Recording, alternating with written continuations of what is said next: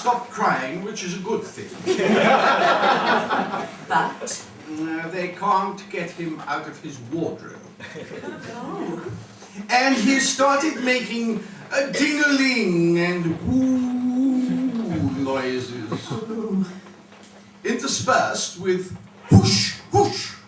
The ambulance crew got quite worried when they heard him talking to himself. What was he saying? Oh, something about to die, to sleep, perchance to dream. Aye, there's the rub. Right, he's flipped then. You could put it like that. I'd certainly put it like that. So now what are we going to do? I haven't got a clue. Nothing to do, nothing we can do, is there? The theatre's a smouldering ruin by all accounts, and the playwright's a gibbering idiot. Nothing new in that, Robert. The BBC man will be packing his bags for London, and we ought to be in a pub. And I was so looking forward to seeing your laities, Robert. You were the only one though, Jack. From the reaction I got from the auditions, I think Jonathan would have preferred a tame chimpanzee. No, you should take no notice. He's not known for his people skills. Animal taming skills then, perhaps? You might not be so far wrong there, Robert. Turns out Jonathan was studying to be a vet at university. How did you find that out? I'm not just PC plod on the beat, my love. I'm aiming for CID. I always knew you were into rubber truncheons. Leave my private life out of this. Well, that explains everything. A vet! No wonder he was so crap at directing people. He's more used to chimpanzees. Obviously more his level. No, you shouldn't joke about his mental capacity at times like this, Aggie. Who knows what damage this final disaster will have had on him? I suspect he'll be in hospital for weeks recovering from this, assuming, of course, that they can get him out of the wardrobe.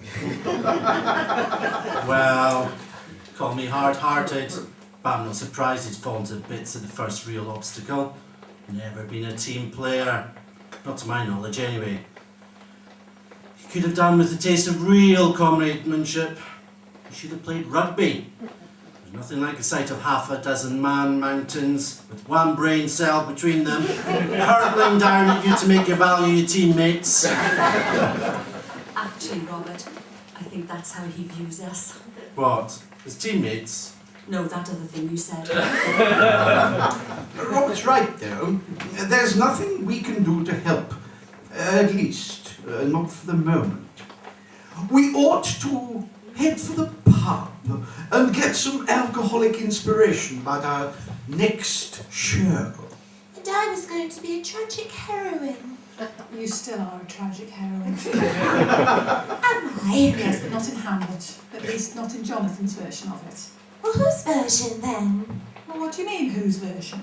But there's no reason why we can't still do Hamlet, is there? Well, no, but we can't do it on the telly, that's for sure. You know how far ahead you have to book theatres. And the BBC aren't going to hang around waiting for us. They've got a production schedule to keep to. Oh, I see. But there's no reason we couldn't do Hamlet, the original version. A lot of work, though, but if you all thought you wanted to have a go, there's no reason why we shouldn't find another venue and do it ourselves. It would give us more time, too. It's a thought, Sharon. It's certainly a thought. I certainly fancy playing ladies, Jack. But I fancy sword fighting. Sounded fun to me. Yeah, Jack, we ought to think about it. I wonder where Alistair is. I think he liked me. I'm damn sure he liked you. No offence, darling, but he did rather have some strange ideas about casting. Perhaps that's television for you. They look for different attributes from the stage. And Sharon appears to have just the attributes he wanted. I'm not sorry to have seen the last of him. There was something not quite right there. Alistair, we didn't expect to see you. Popped round to say goodbye. Goodbye? No. Why? You have heard. Oh, the theatre! Oh, yes, I Jonathan? shame that. But I'm sure he'll get over it. You sound less concerned about these mishaps than I would have expected. Do I? But why would I be concerned? The theatre, where we were going to perform Jonathan's play, has burned down. Jonathan, who was going to direct the play, has obviously had a nervous breakdown. Call me simple if you like, but one or the other of these mishaps was probably enough to throw your production schedule out the window. Both of them together would seem to really knock it into a cocked hat as far as I can see. Ah, yes, I understand. I can see where you're coming from. But you're forgetting one important fact. The whole point of the Big Idea series is to see what happens when someone, or in this case, a whole set of someone's, tries to fulfill his, or in this case, their dream. There are bound to be setbacks. If there weren't, everyone in the world would be wandering around fulfilling all their wildest dreams. But life's not like that. It's bound to conspire against you. There are bound to be disasters, apparently insurmountable problems to overcome. To be honest, we did think of calling the series Murphy's Law. But some unbelievably PC person at head office said it had negative connotations for the Irish.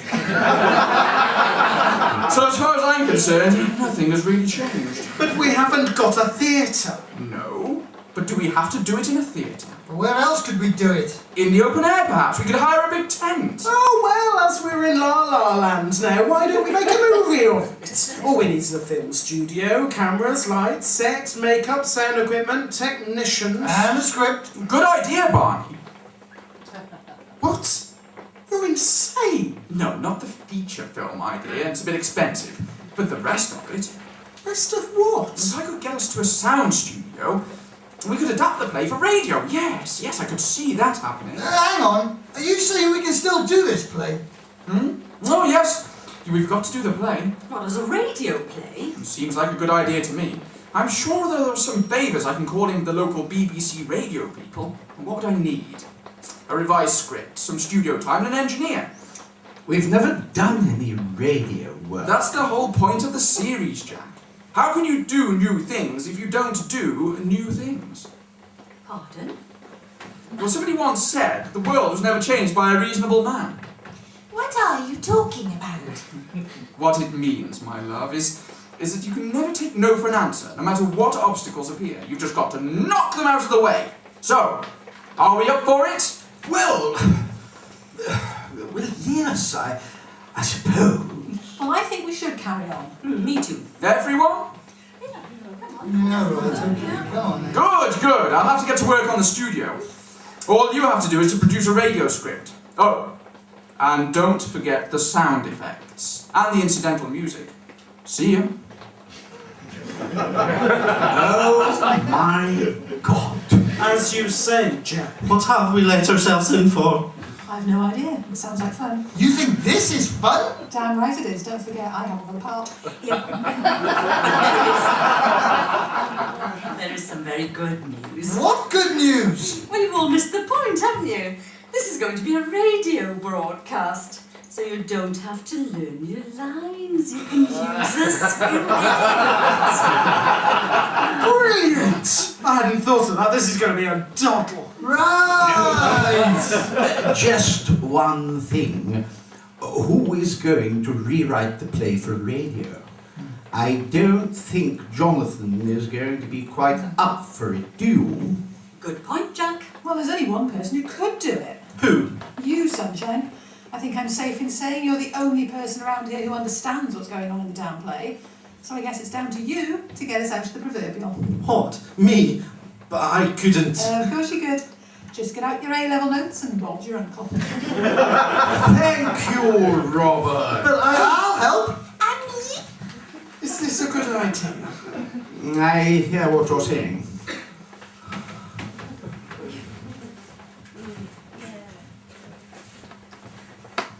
Jack, I'm really worried about all this. Which particular part of all this are you worried about? I don't think I know how to play all the parts they want me to play. And what are they? Lords, ladies, officers, soldiers, sailors, messengers, attendants, oat boys, and 2 clowns. And I don't even know what an oat boy is. And which particular are you concerned about? Jack, don't be ridiculous. I can't play all got those. Why not? It's radio. No one can see you. All you have to do is use different voices for each of them. But I don't do voices. Oh, yes, you do. I've heard you. What do you mean? Well, when you start nagging, you use one voice. Then, when you get annoyed, you use another. And then... Jack, you're impossible! Ah, that'll be them now. Who? Our illustrious authors. You didn't tell me anybody was coming round. I'll let them in. Oh, this is ridiculous. How am I supposed to play with these people? Oat boy. Oh, or was it rent boy? And she's really quite worried about the number of parts you've given her. Oh, it's not a problem, Anne. We'll just share them out among the rest of the cast. Oh, it's not that I don't want to play a part, but there were just so many of them. We could cut a few, I suppose. We've already cut the whole Danish court. Only the boring hangers-on. We still need a court. Can you do rhubarb noises, Anne? Well, I suppose I could. Right. Let's cut another 12 characters.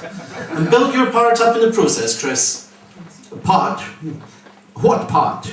I thought you weren't playing anything. I wasn't, but things have changed. Yeah, because it's now a radio play, we decided that there has to be a narrator. A narrator? Yeah. It's a jolly good way of describing the scenes when you can't see the setting. And a jolly good way of getting through all the tedious bits. And of getting rid of most of the minor characters. Then you really can get rid of my parts. Most of them, I expect. But...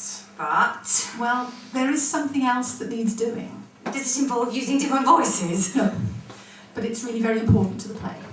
Well, what is it? we need somebody to do the sound How effects. can I do that? Well, that's what we need to discuss. I hadn't thought about sound effects. Well, they're very important on radio. They give the cues that let you know where you are and so on, as well as all the more obvious ones like guns going off, telephones ringing, and, so on. Well, there are not many telephones ringing in Hamlet, are there? Might be, Jack. We haven't decided what period to set it in yet. I hadn't thought of that either. Anyway, Anne, in exchange for cutting most, if not all of your parts, can you help with the sound effects? Well, I suppose so, but you'll have to tell me what to do and when. Don't worry, you'll have your very own script, you and the other sound effects person. There are two. Oh yes, Jack. There are really a lot of sound effects. Believe me. So who's doing the other half? Well, it looks like the only other person who doesn't have a part is Aggie, so we delegated it to her. Have you asked her? Not yet, but she's game for anything. She certainly is. I'm sure she'll be delighted. It's not that's the problem, it's Doris. Why's that, Jack? Well, I'm not at all sure she's up to playing Queen Gertrude. Well, it's worse than that. If she's playing the Queen, who's going to do the incidental music? Music is just as important as sound effects. I see. Couldn't you pre-record all the music? Well, we could, but it's still got to be played at the right time. Oh, I see. Perhaps we could persuade Doris to let Aggie play the Queen, which would free her up to do the music. That leaves us one short on the sound effects. Well, couldn't Anne do all the sound effects on her own? Oh, just like I was playing all the minor characters, you mean? This is where we came in.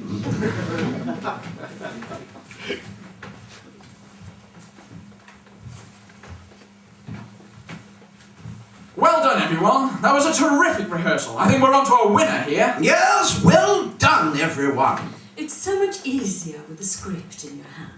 Now, Aggie, your turn will come when we get all the things together for the sound effects. Yes, darling. I'm sure you'll be wonderful in your supporting role, even if you don't get to speak on the recording. Doing some sound effects is on par with arranging props or sweeping the stage, isn't it? Personally, I'm rather surprised that Alistair doesn't say something about your interpretation of the Queen. And why is that, dear? I consider it to be seminal. Oh, it's seminal, all right. Whoever would have thought of Hamlet's mother, Queen Gertrude of Denmark, with a French accent? Ah, that's where you haven't quite grasped the point, dear. She's Belgian, you see. The narrator told me. But not the author. Shakespeare's dead, dear. Didn't you know? Oh, somebody hold me back. Doris, have you had any ideas about how we can manage the incidental music? Oh, I'm sorry, Jack. I'm afraid I haven't. I've been spending all my time on my interpretation of Queen Gertrude, the part that Aggie didn't get. I couldn't possibly get round to thinking about the music as well. Right, of course. I'm going to kill her, Jack. Oh, calm down, Aggie. It's gone to her head, that's all. When it's all over, she'll calm down and everything will be back to normal. Well, I damn well hope so. She's insufferable. You'd swear she really was the Queen. And how is Jonathan? Have you heard? No, not a word. Still in hospital, I expect. Probably better off there. We wouldn't want him to find out that his play had been butchered into its present form. Oh, I don't think it's been butchered, Jack. I think it's a distinct improvement. Just as long as he doesn't find out until it's all over.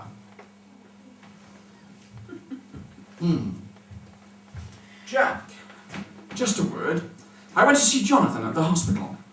We were just asking if anyone knew how he was. When I got there, he was a lot calmer. He'd stopped insisting that he was Fireman Sam. Still talking to his imaginary friends, though. Ah, yes. Trevor Nunn, Peter Hall. But he got a new one now. Someone called Bertolt Brecht. I've never heard of him. No, of course. Anyway, Jack, he did seem to recognise me, so I told him all the news. The news? Yes, he got very excited when I told him that Robert and Christine were rewriting his play. And even more so when I told him that Richard was helping too.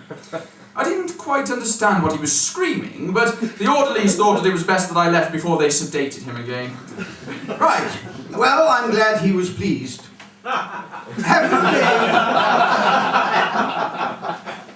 Have you made any progress with the studio? Oh yes, I managed to get one. But there's another slight problem. Another one? I'm afraid we can only have it for 2 hours. 2 hours? You're right, Jack. We'll only have time to record it once, straight through, and we won't have the chance to go back and re-record anything that didn't quite work. But the play's already longer than 2 hours. It is at the moment. I'll tell Robert and Christine to cut it down a bit. But what about the sound effects? They'll have to do them live, as the drama unfolds. What? Just like they used to do in the old days of live radio. What a challenge! Hey, the music! Isn't this great, everyone?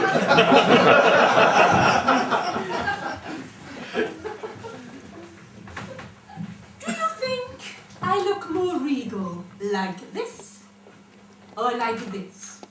It won't matter, Doris. Nobody will be able to see you. But I think I sound different if I sit more upright, don't you? No. I didn't ask you, Aggie. Everyone knows you're biased. Now, Christine, do you think I sound more regal like this or like this? The second one. There, Aggie. I knew I did. I really think you should get over this petty jealousy. It's so unbecoming for someone of your age. After all, you're no spring chicken, you know. Did you poison our drink like I asked you, Chris? Any moment now. Oh, there, dear. No need to be so aggressive. You can take out your latent aggression out on your coconut shells, or whatever it is you have to use for the horses. Horses? What horses? The horses pulling my stagecoach, dear. There are 6 of them, I think. I don't think we actually specified how many horses the coach had, Doris. I've seen them on the television, dear. There'd be at least 6. How are you going to do 6 horses with only 2 coconut shells, Aggie? And how are you going to do the whinnying?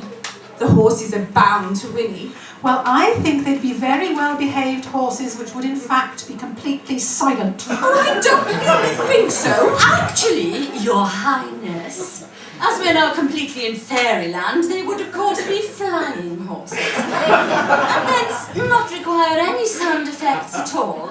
Unless, of course, there were to crash, killing the occupant of the stagecoach outright, in which case I could do a nice line in blood-curdling screams.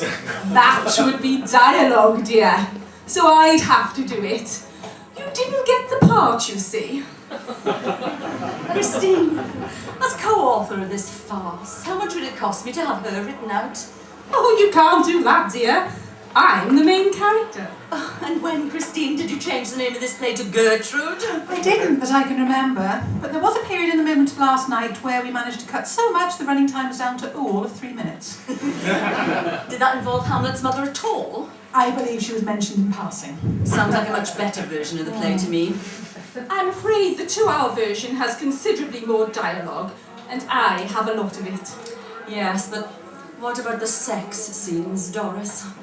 What sex scenes? Ooh, there are at least 3 of them, as I remember, aren't there, Chris? Oh yes, we had to cut one. We were running out of variations of oh yes, oh yes, oh yes. Oh, I haven't read those parts, Christine. They're in the very latest version that's been printed at this moment. Oh, I'm not sure I want to act in that sort of scene. Oh, but Harry's really looking forward to it. He's always had an eye for you, Doris. I think he sees it as his big chance. He's planning a few extra rehearsals round at his place. I didn't know Harry was playing Claudius. I must have a word with Jack. Harry doesn't know he's playing Claudius either, does he? No, he's not. Jack is. Nor about the sex scenes. What sex scenes? You'd have put some in for me, though. Oh, of course, we'll liven it up a bit. Oh gosh, what do you mean? Well, confidentially, Robert doesn't seem to be the most imaginative author in the world. He knows how the original works, but he has a little trouble viewing it from a different angle. How exactly do you mean? Well, once we realised we'd have to have a narrator, it changed everything. You can do anything you like then, you can leave bits out, you can add new bits in, anything really, but Robert seems to think you have to have everything that's in the original. And? I'm changing it. Doesn't Robert object? After 2 sleepless nights, he's so tired and fed up he doesn't care what I do. Would it help if I'd suggested a few changes? Oh, why not? Anything to stop it being so turgid. All right. For a start, we could actually think. I'm getting a bit suspicious of that Alistair bloke. He's so bloody cheerful. He seems to enjoy it every time something else goes wrong. It's almost as if he's willing us to make complete tits of ourselves. You're just jealous about the way he keeps chatting of Sharon. She was telling me that he suggested she went up to London with him to meet some friends from the BBC. Sounds like the casting couch to me, mate. Makes no difference to me, mate. I'm a happily married man. Could have fooled me. I've seen the way that you look at her. Same way you look at her, I suspect. But in my case, entirely innocent. Appreciative without being lustful. Friendly but without those pornographic films that play constantly in your head. How do you know about those? You told me when you were drunk. Oh, right. I still think you're jealous, though. Nonsense. What's he got that I haven't got? Money, good looks, no wife. You're right, Clever Dick. So I feel protective over her. Yeah, protective, like a fox is protective over a sheep. No, I'm entirely without guile, Richard. You mistake my motives entirely. So, if you had the opportunity to make a complete fool of him, you'd turn it down. What have I got to do? Nah, see, I told you so. Guys, some late breaking news for you. What now, Alistair? It's Jonathan. And what about him? But I've just rung the hospital and Yeah? he's disappeared. What? I don't believe it. It's true. He's disappeared into thin air. Escaped. But this is terrible. And the hospital were really worried that he might be coming here.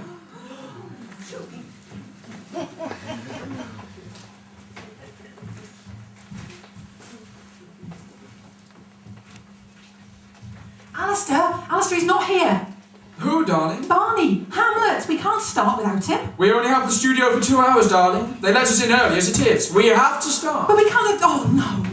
Where is he? I've looked everywhere, I've run round the nick and everything. He's nowhere to be found. Starting in 2 minutes, everyone. Where's Robert? He's still finishing printing off the script. What? You mean we haven't even got the final drafts yet? Well, only the first part. Don't worry, he'll be here. Any news of Jonathan's whereabouts? Haven't you heard? The police are out looking for him. Really? They must be concerned that he may harm himself. I don't think so, Jack. They're more afraid he might try to harm the rest of us. I don't understand. Well, they think it was Jonathan that tried to burn down the theatre. What? Yes, they think that Jonathan is the arsonist. But why? They think that when he realised that his great masterpiece was turning into a complete catastrophe, he couldn't face the consequences. And in his deluded state, he saw burning down the theatre as the only way of saving himself and getting himself off the hook. You can't be serious. Well, the police certainly are. They told me we even went around the station to try and find Barney. Apparently, Jonathan's armed himself with a fire axe. An axe?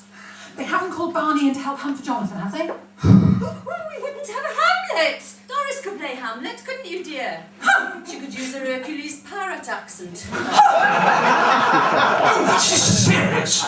Alistair, did you hear all that? Jonathan's armed and he is dangerous. 1 minute, folks. Oh, God.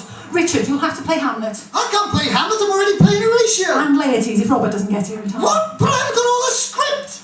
What? Yeah, I've only got the scenes with me in them. Well, you just have to improvise. I can't improvise. I don't know the plot. Oh, and I've got to go to the room. Jack, you'll have to play Hamlet. I'm the ghost. I can't talk to myself. Right, let me think. Aggie. Not me, dear. I've got enough back here. And me? Doris. Hamlet's a man, isn't he? Of course he's a man. Oh, I couldn't possibly play a man. He's your son. Is he? I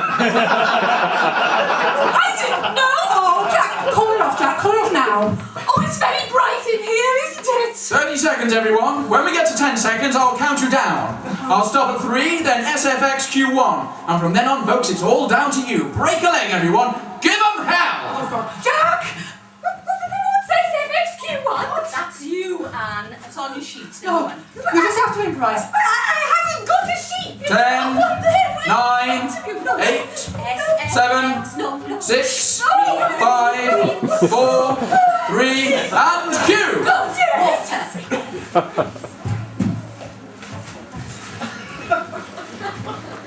The craggy battlements of Elsinore Castle. It is a grey, moonless night. Far below, the sea crashes onto the windswept shore. The wind moans ceaselessly among the parapets. It is a night when spirits walk abroad. When spirits drift silently among the wraiths of mist which cling to Elsinore's grey stone walls. One lone spirit searches for his son, yearning for revenge.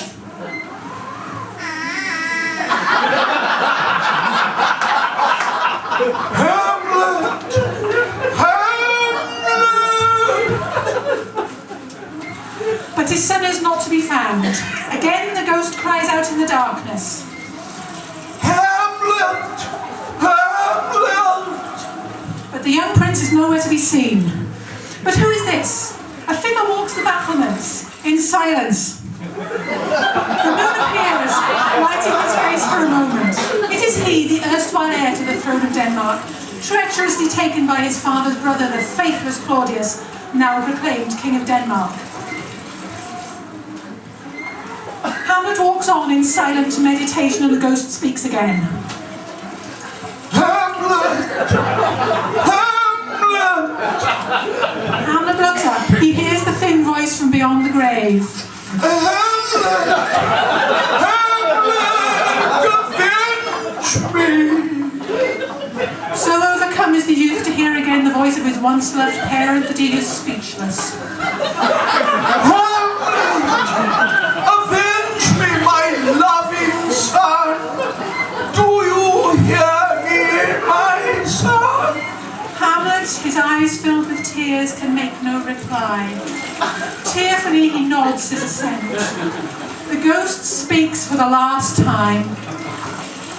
Claudius, my brother, has robbed me of my throne, my wife, and my life.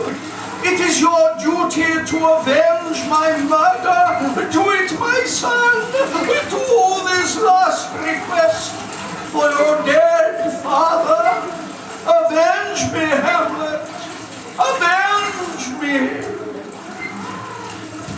And so the ghost fades into the night, leaving Hamlet alone to ponder his fate. Meanwhile, Meanwhile, deep within the castle, in the royal bedchamber, the Queen and her new husband make love. Oh, Claudia! Yes! Yes! More! Oh, yes! Yes! Yes!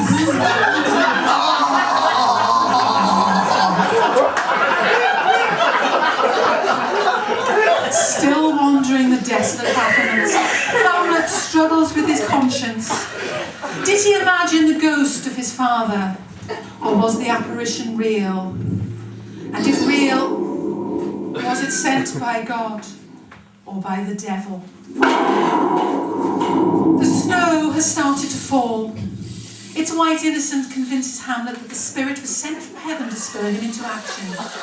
He determines to find the truth by confronting Claudius with his crime in the form of a play. But first he must convince everyone that he is descended to man. In the meantime, Queen Gertrude has decided to leave the castle. She walks alone through the gates of the castle, which close behind her. Alone she wanders for hours, contemplating the great wrong she has done to her son, Hamlet. Oh, Hamlet! What a grievous wrong I have done you! But the sex with Claudius is still great. Alone she trudges through the snow. Faint with exhaustion, she finds herself back at the castle. She bangs on the gate. Bing bong! Let me in!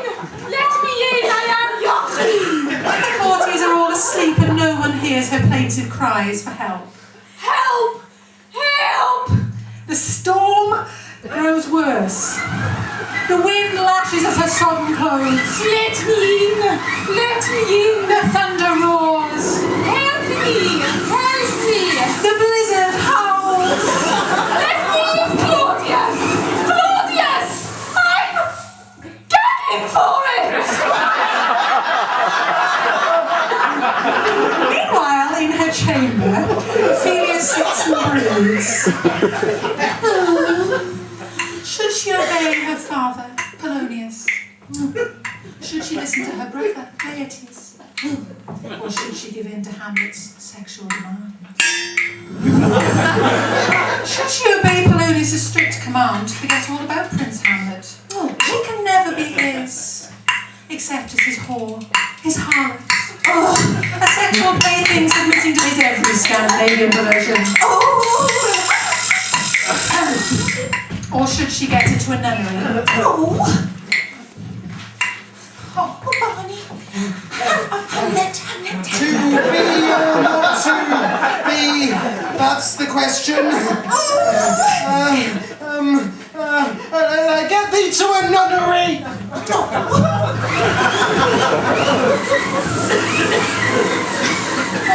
Meanwhile, Queen Gertrude is freezing to death outside the castle gates.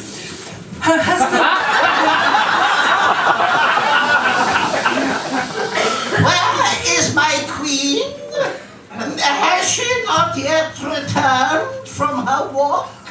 I need her live, lustful body here, hot and passionate, next to mine. Where is she, I say? Where is my right royal lusty strumpet? Have you found it for you now, my lord? And quickly, or you will suffer for it. I need her now. My appetite for her is insatiable. At the gates, Gertrude hammers at the door with the last of her strength. Bing bong! Let me in! Please let me in! Ah, at last I am safe. She staggers to her bedchamber. Come here, wife, and perform your conjugal duties. Yes!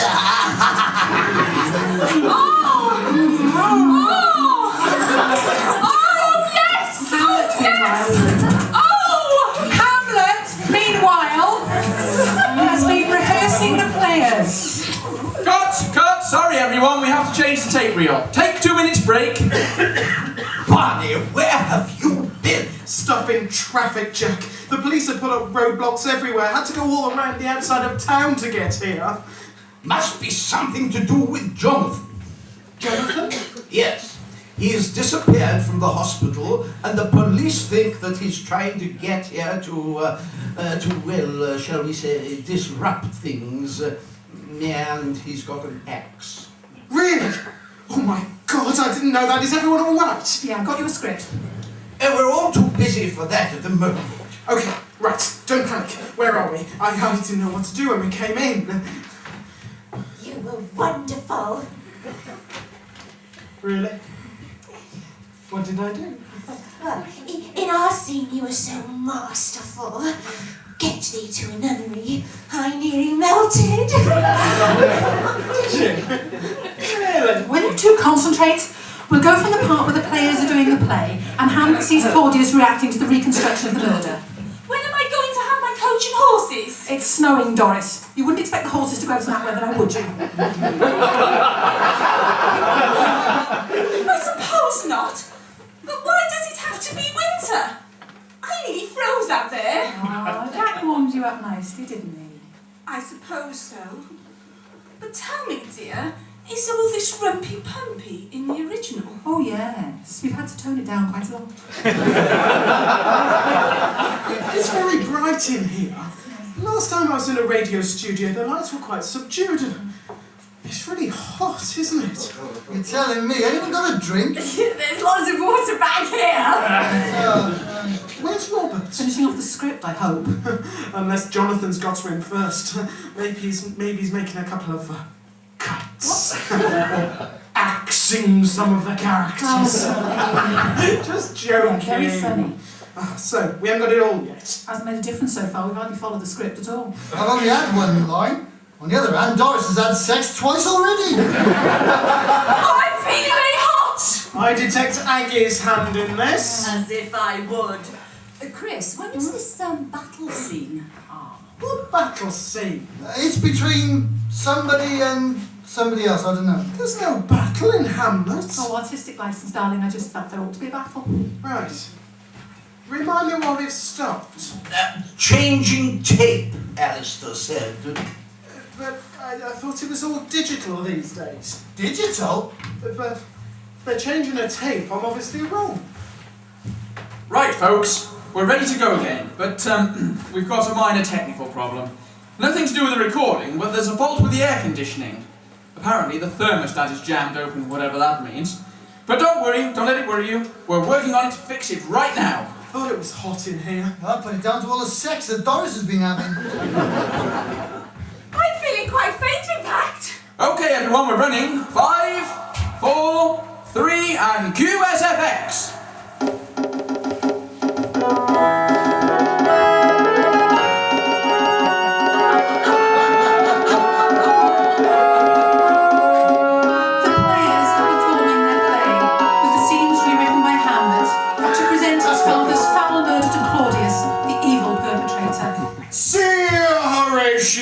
How the king grows pale.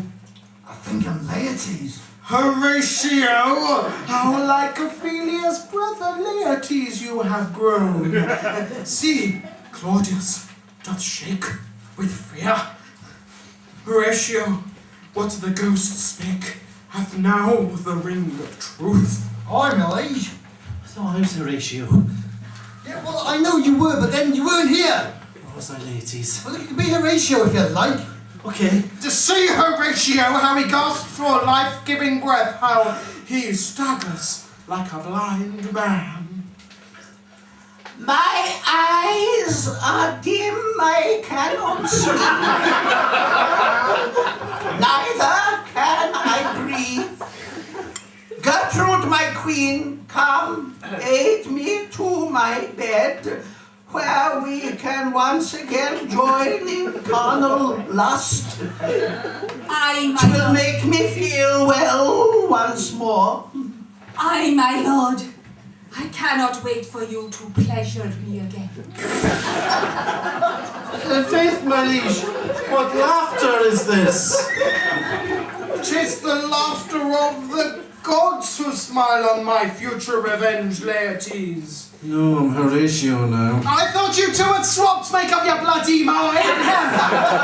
Hamlet determines to kill Claudius, and whilst practicing his fencing stroke, accidentally kills Ophelia's father, Polonius.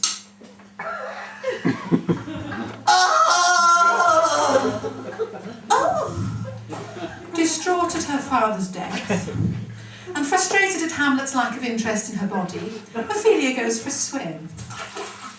And drowns.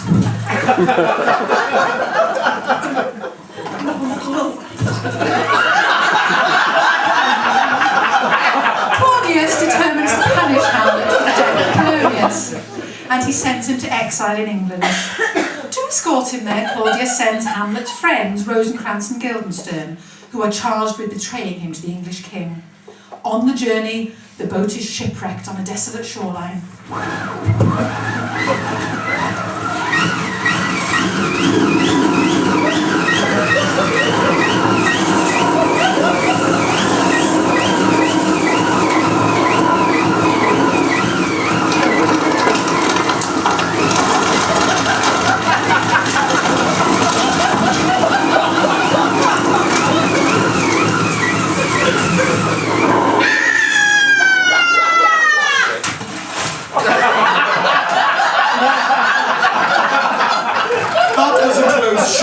Rosencrantz and Guildenstern.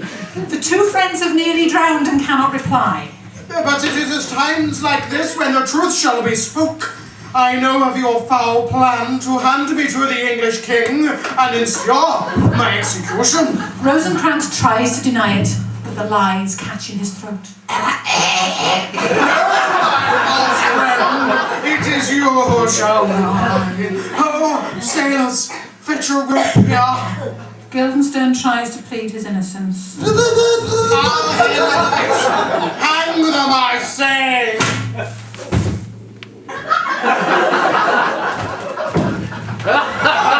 Rosencrantz and Guildenstern are dead. Rosencrantz and Guildenstern are dead. Meanwhile, the English king has assembled an army to capture the shipwrecked Hamlet. Hamlet and his small band of Great Danes face the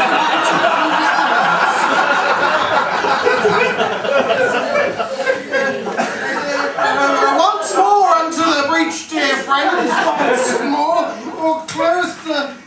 is this a dagger I see before me, the handle towards my hand? If music be the food of love, player, on shall I compare these to a summer's day? Day cry God for Harry, England, and St. George!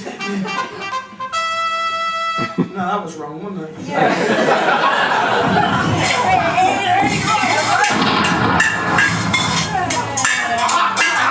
The battle rages.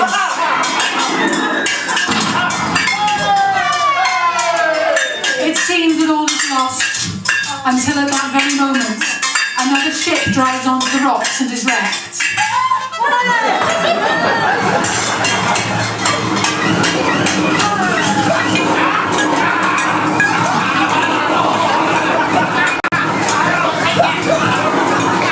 At last, Hamlet,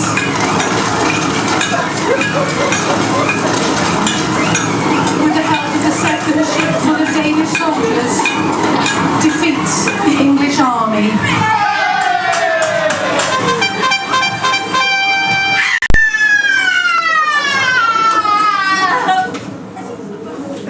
The shore is soaked in the blood of the English dead, and a mournful dirge is heard in the air.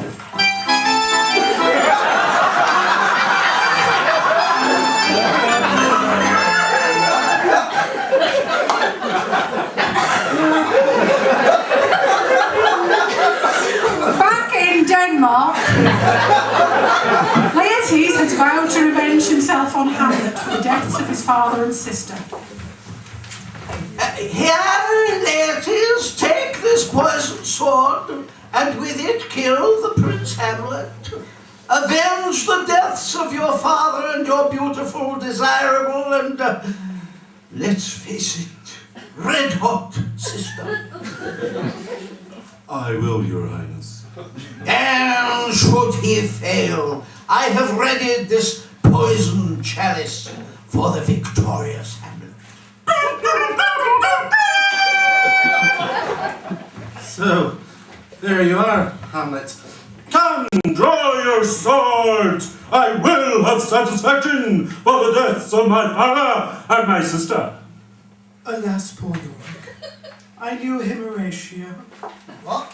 A fellow of infinite jest, of most excellent fancy. Sorry. Hamlet's mind is wandering with the oppressive heat. He sees himself in scenes long since past.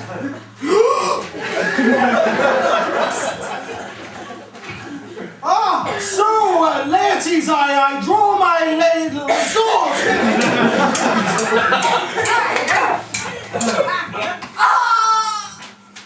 Hamlet falls, wounded, but seizing Laertes' sword, cuts him with it.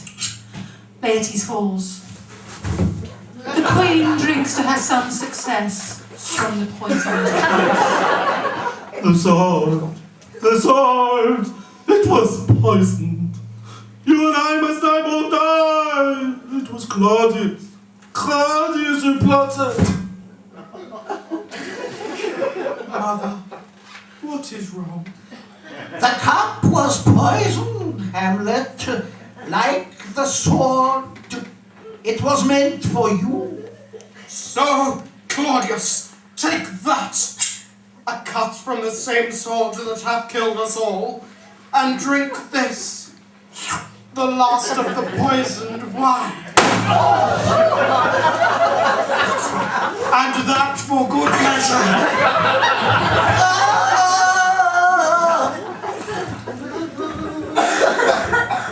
Horatio, tell good Prince Fortinbras that my lord, that yea, that And with that, Hamlet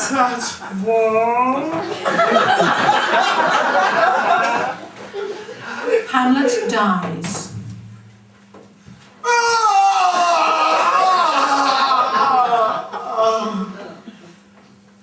The rest?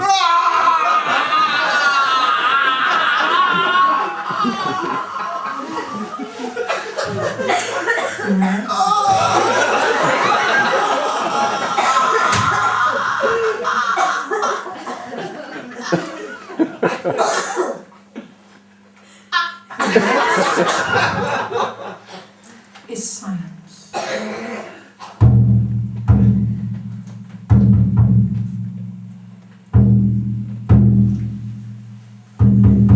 And just at that moment, Prince Fortinbras' ship arrives from Norway and shipwrecked.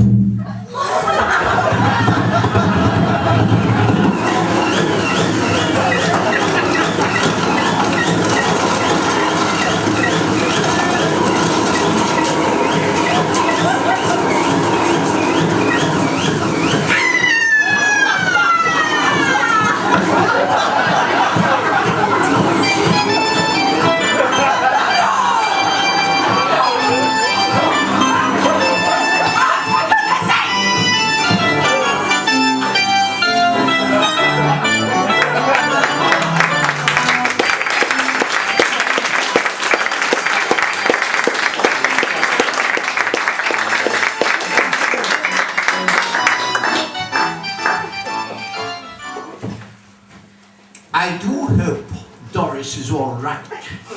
Ah, she was fine when I called in. But she did say she'd rather like a night in for a change. I think she'd had enough excitement for one day. Yes, I suppose so. I think it was all down to your performance as Claudius, Jack. Well, I wasn't actually expecting the dialogue I was given, Aggie. We got through it. What do you mean we got through it? You sound as if you didn't love every minute of it. I think I've at last found my niche in the theatre. Well, I think Sharon gave the best performance. Do you? You only had one word to say, and I think you did wonders with it. Well, did you cut all my other words to save time? No, that was the original version. We never changed a word after we'd written the first draft. Oh, all right then. And you played it brilliantly. It was the most expressive performance of Ophelia I've ever seen. Oh. Where's Barney? Damned if I know. He shot off like a jackrabbit after Alistair shoved and cut, presumably wanted to get involved in the manhunt. Hello, everyone. Alistair, we're really so sorry about the recording. Sorry? Why sorry? Well, it all ended up in such a shambles. Shambles? Nonsense. It was quite brilliant. We've got it all on tape, just the ticket. But it really was a shambles, wasn't it? I thought you did remarkably even to get through it, given the problems you were up against. What problems do you mean? Well, the script wasn't finished. Hamlet didn't turn up until late. You've never done anything like this before. The air conditioning breaking down.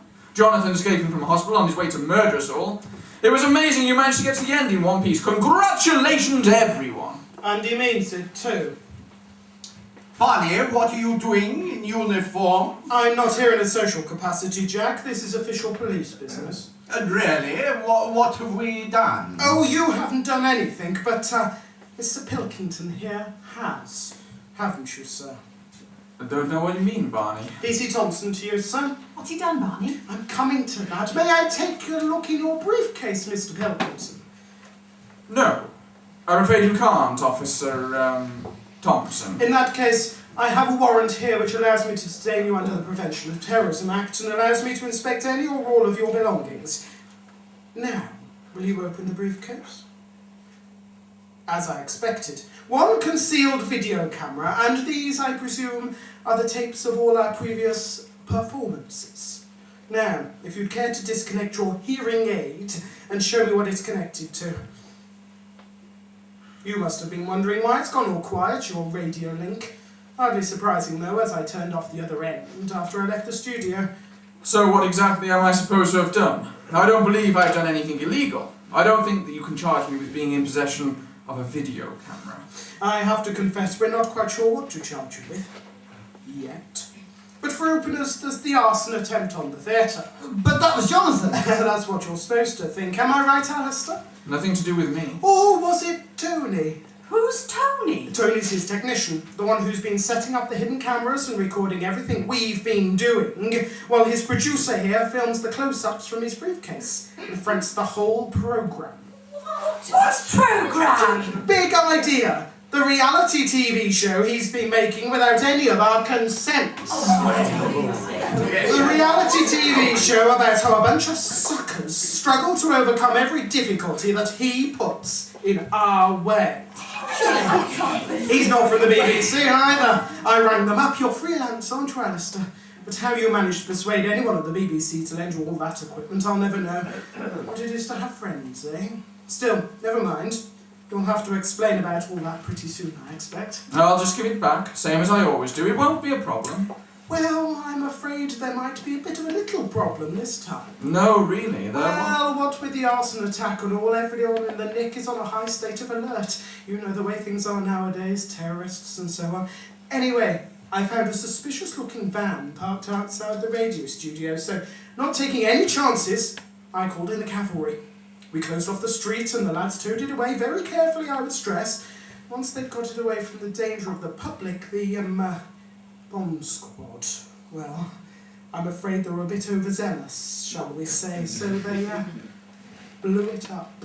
They what? From what they found in the wreckage, it had obviously been filmed with bomb-making components. But it was borrowed from the BBC! Barney's bomb components? No, you idiot! From the BBC! What, the BBC, and filled with bomb-making equipment? Anyway, if you'd just come with me to the station, sir, my inspector is looking forward to meeting you.